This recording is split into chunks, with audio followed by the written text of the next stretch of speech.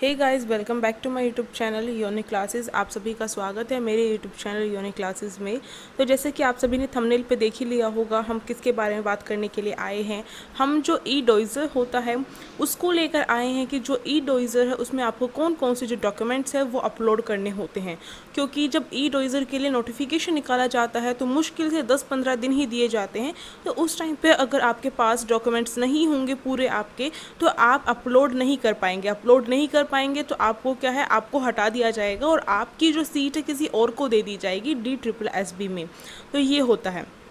तो जो ई डोइज़र होता है, पहले तो ये समझ लेते हैं वो क्या है। हाँ, यहाँ पर मैं नोटिफिकेशन लेकर आई हूँ। पिछली बार जो है ये नोटिफिकेशन निकला था TGT कंप्यूटर साइंस के लिए। ई डोइज़र के जो डॉक्यूमेंट्स होते हैं वो चाहे TGT कंप्यूटर साइंस हो, चाहे हिस्ट्री हो, या फिर आपका PGT हिस्ट्री हो, या फिर आपका PRT, हर किसी के लिए सेम ही होता है।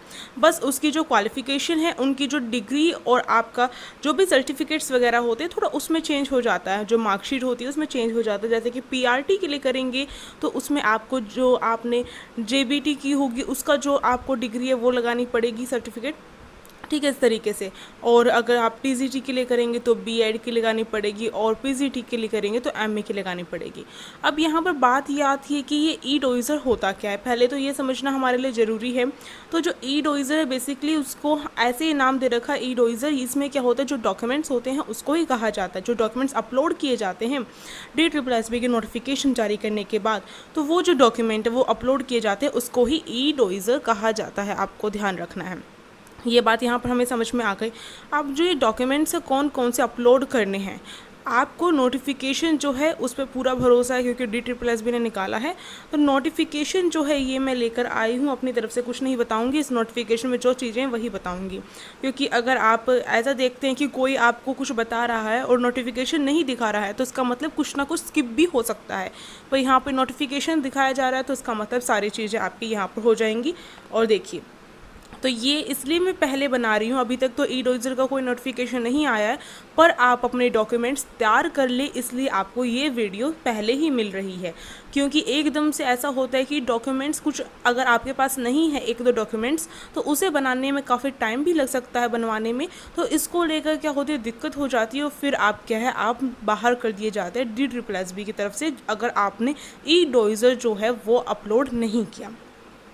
चलिए बात की जाए कौन कौन सी चीज़ें हैं जो आपको अपलोड करनी होंगी, ठीक है। इसमें सबसे पहला है, इन्होंने कहा है जो कास्ट सर्टिफिकेट है कैंडिडेट का वो उसे अपलोड करना पड़ेगा। यानी कि अगर कैंडिडेट SC ST OBC से है और वो भी क्या दिल्ली का होना चाहिए।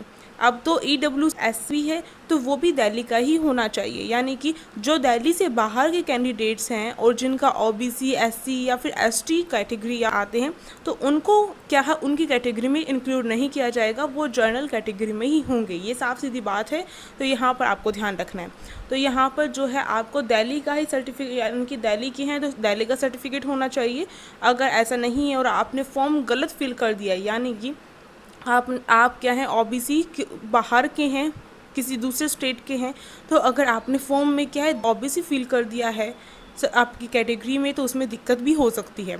अब देखिए दूसरी बात ध्यान रखनी है, अगर मान लीजिए आप जो है, जो कैंडिडेट है वो क्या दिल्ली का नहीं है, दिल्ली से बाहर के स्टेट का है, और वो कैटेगरी कौन सा SC OBC या ST कोई सी भी कैटेगरी में है, तो अगर वो दिल्ली से बाहर है पर उसके जो फादर हैं वो दिल्ली में है, यानी कि उनके फादर का जो भी सर्टिफिकेट है वो दिल्ली का है, तो भी चल जाएगा। तो ये दो चीज़ें यहाँ पर बताई गई है, दूसरी में यही बताया गया है, ठीक है।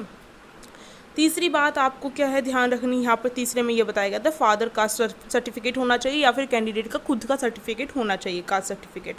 दूसरे में बताया गया नॉन क्रीमी लेयर जो सर्टिफिकेट है OBC का वो भी दिल्ली का होना चाहिए, ठीक है। ये चीज़ें आपको तैयार रखनी है अपनी। इसके साथ साथ जो फिज़िकल हैंडीकैप होते हैं तो उनका जो सर्टिफिकेट होता है वो उन्हें तैयार करना होगा। अब यहाँ पर एक ने मुझसे क्वेश्चन पूछा था कि उन्होंने गलती से फिज़िकल जो हैंडीकैप्ड है उसमें उसके थ्रू क्या कर दिया, एग्ज़ाम दे दिया, और जबकि वो फिज़िकल हैंडीकैप थे भी नहीं, तो वो उन्हें क्या साफ तौर पर उन्हें बाहर निकाल दिया जाएगा एग्ज़ाम से। यानी कि चाहे वो टॉप क्यों ना कर लें, डॉक्यूमेंट्स पूरे नहीं हैं तो उन्हें बाहर निकाल दिया जाएगा। तो इसलिए डॉक्यूमेंट्स बहुत बहुत ज़रूरी है, इसलिए मैं आपके लिए पहले ही वीडियो लेकर आ गई हूँ। अब देखिए, अगर आपका किसी तरीके का कोई भी स्पोर्ट्स कोटा है तो उसको लेकर भी आपका सर्टिफिकेट होना चाहिए, ठीक है। इसके साथ साथ या तो मेडल होना चाहिए या फिर सर्टिफिकेट होना चाहिए, इनमें से कोई एक चीज़ चाहिए। अगर जो कैंडिडेट है वो क्या है, वो गवर्नमेंट सर्वेंट है, यानी कि गवर्नमेंट जो जॉब कर रहा है, तो उसको लेकर भी उसके पास सर्टिफिकेट वगैरह होना चाहिए, ठीक है। यहाँ पर बताया गया है यही। अब जो है, अगर कोई जो कैंडिडेट है वो क्या है, एक्स सर्विसमैन था, यानी कि गवर्नमेंट जॉब करता था, तो क्यों उसने छोड़ी, उसका रीज़न जो है, यानी कि डिस्चार्ज जो सर्टिफिकेट है वो उसके पास होना चाहिए उस सर्विस का, और रीज़न जो है वो उसका जो क्यों उसने जो छोड़ दिया, तो उसका जो सर्टिफिकेट है वो उसके पास होना चाहिए, ठीक है। ये दो बातें यहाँ पर हो गई, क्योंकि इन्हें क्या रिलैक्सेशन दिया जाता है, यानी कि छूट दी जाती है जो अगर गवर्नमेंट जॉब में होते हैं। अब यहाँ पर देखिए अगली बात है, अगली है कि आपको क्या है, डेट ऑफ बर्थ, यानी कि DOB, ये जो है ये इंपॉर्टेंट है आपका, इसका जो सर्टिफिकेट है वो आपके पास होना चाहिए। अब इसके सर्टिफिकेट को लेकर, यानी कि या तो आपका बर्थ सर्टिफिकेट आपके पास होना चाहिए, या फिर आपकी क्लास 10th की जो सर्टिफिकेट है, मार्कशीट की बात नहीं हो रही है यहाँ पर, क्लास 10th के सर्टिफिकेट की बात हो रही है। या तो क्लास 10th का सर्टिफिकेट जो मिलता है आपको स्कूल से वो आपके पास होना चाहिए, या फिर बर्थ का जो आपका सर्टिफिकेट है वो आपके पास होना चाहिए, जिससे कि ये प्रूफ हो सके कि आपकी ये डेट ऑफ बर्थ है।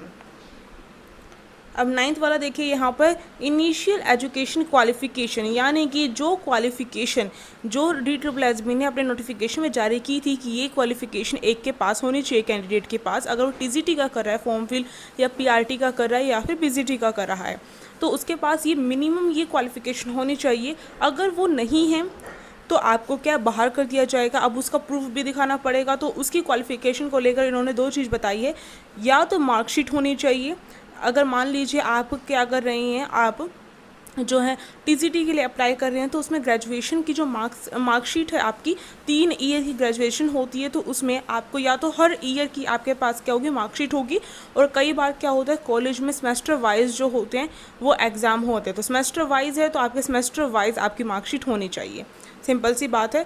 और जो ड्यू वाले बच्चे हैं उनकी तो सेमेस्टर वाइज होती है, तो इसलिए आपको क्या करना है, अगर आपके पास नहीं है अपने कॉलेज से संपर्क करें, उनसे पूछें कि हमें मिल सकती है या नहीं, तो वो बना कर दे देंगे, ठीक है। अब अगली जो बात है यहाँ पर, या तो आपके पास मार्कशीट वगैरह हो, अगर मान लीजिए आपने क्या है, TGT का एग्जाम्पल लेती हूँ, अगर आपने B.Ed की है, तो कई बार क्या होता है सेकंड जो ईयर होता है वो कंप्लीट हो जाता है, और उसके बाद क्या है, जैसे ही फॉर्म निकलते हैं हम फिल कर देते हैं और एग्ज़ाम दे देते हैं, तो उसके बाद तब तक क्या, क्योंकि जो डिग्री आने में काफ़ी टाइम लगता है, डिग्री नहीं आई है और आपके दोनों के दोनों ईयर कंप्लीट हो गए हैं, उस टाइम पर क्या किया जाए, उस टाइम पर आपको क्या है, प्रोविज़नल जो डिग्री होती है वो लगानी पड़ेगी, डिप्लोमा की या फिर सर्टिफिकेट वगैरह वो लगाना पड़ेगा, यानी कि आपको प्रोविज़नल जो डिग्री है वो दी जाती है कॉलेज की तरफ से, वो लगा सकते हैं आप, जब तक आपके पास क्या है, आपकी जो रियल डिग्री है वो नहीं आती है, ठीक है। ये हो गया।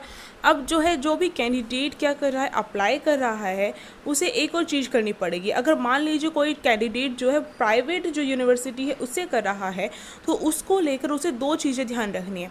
एक तो प्रूफ देना है आपको उस प्राइवेट जो, मतलब कि एक जो एफिलिएशन जो होता है, एफिलिएशन इंस्टीट्यूट जो होता है वो बना के दिया जाता है उस इंस्टीट्यूट के द्वारा, तो वो चीज़ होनी चाहिए आपके पास।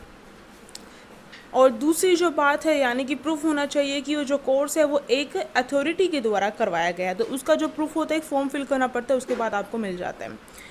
अब देखिए यहाँ पर 11th वाला देखते हैं, हमें क्या करना पड़ेगा, एक और चीज़ ध्यान रखनी है, आप जब एग्ज़ाम देने गए होंगे तो उस टाइम पर आपका जो एडमिट कार्ड होगा वहाँ पर सिग्नेचर किए गए होंगे, तो ये जो एडमिट कार्ड वहाँ पर एग्ज़ाम देने के टाइम पर जो सिग्नेचर किए गए थे, यानी कि कॉपी ऑफ एडमिट कार्ड जिसमें सिग्नेचर किए गए हैं कैंडिडेट के और काउंटर सिग्नेचर हो गए, तो ये जो है अगर वो वाला एडमिट कार्ड नहीं है तो आपको बाहर निकाल दिया जाएगा। अब यहाँ पर एक और कन्फ्यूज़न ये होती है, दिक्कत भी होती है यहाँ पर कि एडमिट कार्ड जो है, आप जब एग्ज़ाम देने गए तो आपका गुम हो गया है, कुछ भी हो गया है, एडमिट कार्ड आपका नहीं मिल रहा है, गुम हो गया है, तो उस टाइम पर आपको FIR जो है वो करवानी पड़ेगी, ठीक है, और उसका जो प्रूफ है वो देना पड़ेगा DSSB को कि मेरा जो एडमिट कार्ड था वो गुम हो गया था, तो FIR का जो प्रूफ है वो आपको अटैच करना पड़ेगा, ठीक है, ध्यान रखना है। अब देखिए, अगर अब अगली बात है कि जो आधार कार्ड नंबर है वो आपको क्या करना पड़ेगा, अपलोड करना पड़ेगा। यहाँ पर साफ तौर पर यह बताया गया है कि आपको आधार कार्ड नंबर अपलोड करना है, ना कि आधार कार्ड की एक कॉपी। ठीक है, यहाँ पर केवल और केवल आधार कार्ड नंबर ही अपलोड करना है। अगली बात ये है कि इन्होंने कहा है कि DSSS क्या करता है, टाइम टू टाइम हमें बताता रहता है कि तुम्हें ये तो डॉक्यूमेंट्स इन्होंने बता दिए हैं कि इतने सारी चीज़ें होनी चाहिए। अब इसके अलावा DSSS क्या करता है, टाइम टू टाइम अगर उसे किसी भी डॉक्यूमेंट की ज़रूरत होती है तो वो आपको सूचित करता रहता है, बताता रहता है। और इसके लिए आपको क्या ध्यान रखना है, अपनी जो ईमेल जो भी आपने अपडेट की थी DSSS में, जो भी अपलोड की थी ईमेल, तो वो ईमेल आपको चेक करते रहना है। जो ईमेल के थ्रू DSSS भी आपको टाइम टू टाइम बताता रहता है और साथ ही साथ आपको ये बताता रहता है कि आपके इस डॉक्यूमेंट में गड़बड़ी है, आप इस डॉक्यूमेंट को दोबारा अपलोड करें, तो इसलिए ईमेल चेक करते रहिए।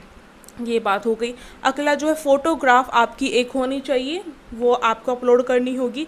इसके साथ साथ सिग्नेचर जो हैं आपके वो होने चाहिए। राइट जो थंब इम्प्रेशन है वो आपका होना चाहिए, राइट बोला गया, लेफ़्ट नहीं बोला गया, राइट थंब इम्प्रेशन होना चाहिए। साथ ही साथ जो स्टैंडर्ड डिक्लेरेशन जो फॉर्म होता है वो आपको फिल करना होगा। अब ये स्टैंडर्ड डिक्लेरेशन फॉर्म क्या होता है, इसमें क्या होता है कि जो भी कैंडिडेट क्या है ये सारे डॉक्यूमेंट अटैच कर रहा है, वो ये बताएगा कि सारे के सारे जो डॉक्यूमेंट है वो बिल्कुल सही हैं। इसके लिए एक फॉर्म फिल करवाया जाता है और वो कुछ इस तरीके का होता है, आप देख सकते हैं यहाँ पर ये दिखाए गए, ये रहा फॉर्म, कुछ इस तरीके का फॉर्म होता है ये। और इसके बाद ये सब कुछ लिखा होता है, आप इसे रीड कर सकते हैं आराम से। और इसके बाद जो है यहाँ पर यही बात कही गई है कि जो DSSS में जो भी चीज़ें अपलोड की गई है कैंडिडेट के द्वारा वो बिल्कुल सही है। अब यहाँ पर आपको सिग्नेचर करने पड़ते हैं जब आपको नोटिफिकेशन जो है ये आता है DSSS का, किसी भी पोस्ट के लिए हर किसी के लिए अलग अलग आता है, पर सारी की सारी जो होती है वो सेम ही डॉक्यूमेंट होते हैं, तो उन्हें यहाँ पर सिग्नेचर करने होते हैं। प्लेस डेट हो गई, इस तरीके से होता है। और इसके बाद अपलोड करने होते हैं डॉक्यूमेंट्स, वो DSSS की साइट पे ही अपलोड करने होते हैं। तो ये था DSSS की चीज़ें। आप अगर अभी भी आपके पास इसमें से कुछ नहीं है तो फटाफट अपनी सारी चीज़ें क्या है तैयार करवा लीजिए। कोई सर्टिफिकेट नहीं है तो फटाफट करवा लीजिए, क्योंकि एंड टाइम पर क्या होता है, जब ये होता है कि DSSS के जो हैं वो निकाल दिए गए हैं, तो कई बार क्या करते हैं, किसी को पता चल जाता तो सर्टिफिकेट बनाने में बहुत देरी करते हैं, जानबूझ कर भी करते हैं। तो इसको लेकर आपको दिक्कत बाद में सहनी पड़े, इससे बढ़िया अभी आप क्या कर लें, अपने DSSS के जो डॉक्यूमेंट्स है वो तैयार कर लें। चाहे आपको लग रहा हो या ना लग रहा हो कि आपका एग्ज़ाम होगा क्लियर या ना होगा, पर आपको क्या है अपने डॉक्यूमेंट्स पूरे रेडी करके रखने चाहिए, बाद में काम आ जाएंगे। अगर अभी सिलेक्शन नहीं हुआ और हो गया तो बहुत बढ़िया बात है, तो इसलिए अभी तैयार करके रख लीजिए। और जैसे भी कुछ भी इंफॉर्मेशन होगी मैं आपको क्या है इसी चैनल पर आपको बताती रहूँगी। तो अगर वीडियो अच्छी लगी तो लाइक कर सकते हैं, शेयर कर सकते हैं, कमेंट करके बता सकते हैं कैसी लगी। चैनल पर नए हो तो सब्सक्राइब करना मत भूलिएगा और साइड में जो बेल आइकन है उसे प्रेस कर दीजिएगा, जिससे कि न्यू वीडियोज़ की नोटिफिकेशन आपके फ़ोन में आ सके। Thank you so much.